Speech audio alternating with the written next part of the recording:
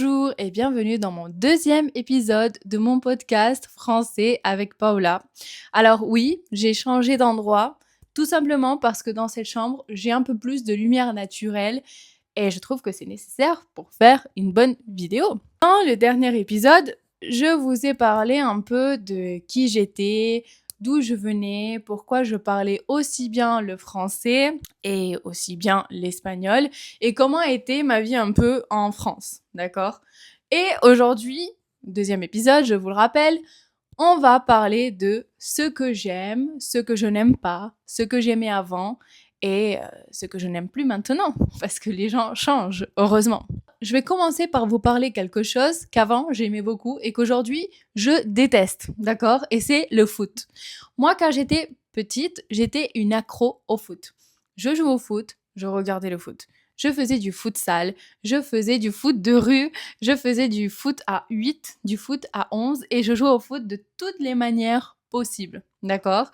Et en plus de ça, je le regardais, bien évidemment. Et mon équipe préférée, c'était le Barça. Je savais absolument tout des joueurs du Barça et aussi du club.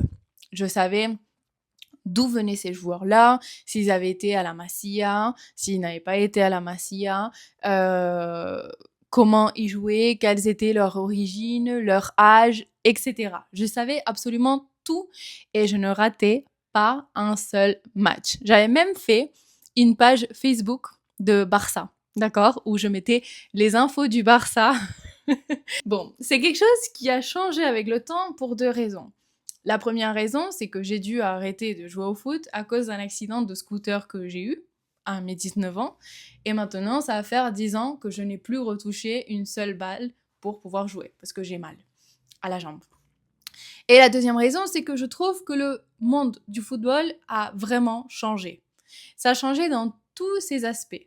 Maintenant, on n'admire pas un joueur par sa technique seulement, mais plutôt pour les bottes de foot qu'il porte, la voiture qu'il a, la femme qu'il a, la famille, etc. Un peu Cristiano Ronaldo, je pense que c'est le meilleur exemple de ce que je veux vous faire comprendre. Et pour moi, c'est quelque chose qui est devenu très superficiel. En plus de ça, de la technique de jeu aussi qui est devenue, selon moi, très superficielle.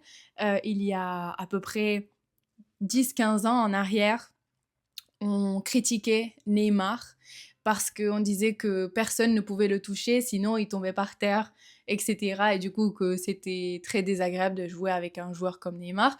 Et maintenant, je trouve que tout le monde est devenu comme Neymar. Ça veut dire que à peine tu effleures un joueur, il se jette par terre, c'est carton rouge, c'est penalty, en plus il y a le VAR, etc. Bref, je ne vais pas rentrer dans les détails, mais c'est quelque chose qui a fait que je m'éloigne beaucoup de ce monde.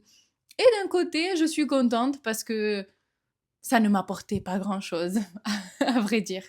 Donc voilà.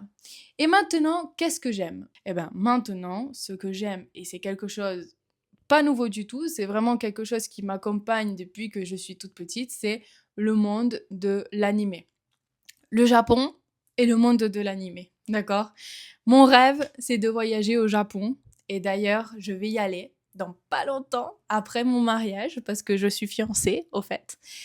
Et je suis très heureuse et j'aimerais même vivre au Japon. Mais comme je n'y ai jamais voyagé, je préfère attendre un peu avant de prendre la grande décision de partir vivre là-bas. D'où vient cette obsession? Parce que oui, c'est une obsession que j'ai pour ce monde. Alors, tout a commencé quand j'étais petite, quand j'habitais à Barcelone, puisque je le regardais sur une chaîne catalane qui s'appelait Super 3. Et sur cette chaîne, il passait absolument tous les animés possibles. Mais en plus de ça, quand j'ai déménagé en France, il se passait exactement la même chose. En plus, dans la bibliothèque de mon collège, il y avait des mangas et là-bas aussi on pouvait lire des mangas. Pourquoi il y avait des mangas dans une bibliothèque de collège?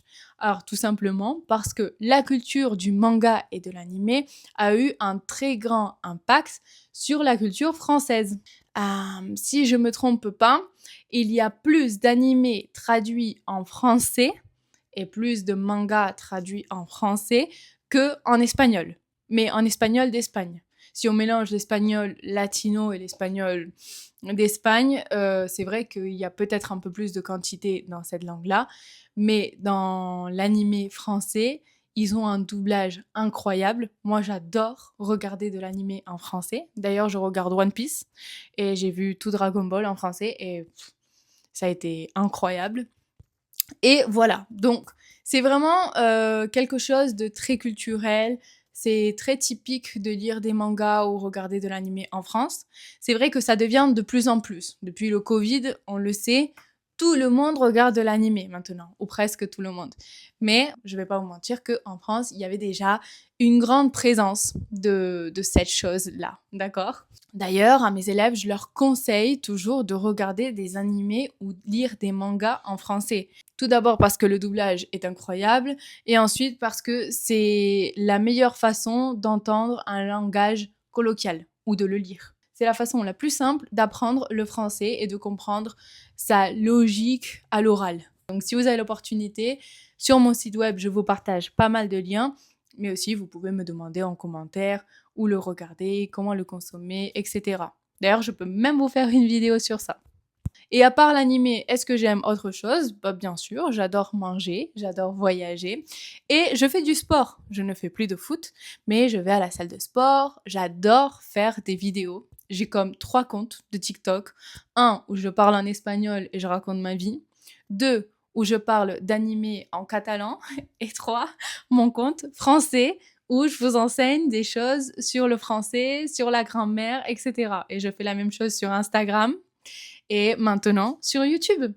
Donc voilà, je suis quelqu'un de polyvalent, on va dire. À part ça, j'adore la musique, tous les styles de musique, sauf peut-être le heavy metal, mais ça va. Et j'adore lire, mais je déteste les romans.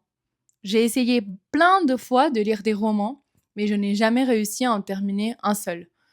Peut-être Mémoire d'une geisha, mais je suis pas sûre que ça soit un roman. Il faudrait que je recherche si c'est vraiment un roman ou pas. Mais je préfère les livres qui m'apportent quelque chose, les livres où j'apprends quelque chose. Je sais pas si vous comprenez ce que je veux dire. Mais voilà, pas grand-chose. Je n'aime pas les sports de risque. J'ai le vertige, donc je ne vois pas l'intérêt de voler dans un hélicoptère, de sauter en parachute ou faire des choses comme ça. Et tout le contraire, donc aller sous l'eau, non plus. Je ne vois pas l'intérêt. Ça, c'est quelque chose qui me définit beaucoup et que pour moi, c'est clair que je ne ferai jamais. Et je pense que c'est tout. Je suis vraiment curieuse de savoir qu'est-ce que toi, tu aimes faire, qu'est-ce que tu n'aimes pas faire et qu'est-ce qui te définit le plus. Bien sûr, je te lirai en commentaire et j'espère vous voir très bientôt dans ma prochaine vidéo. Ciao, ciao!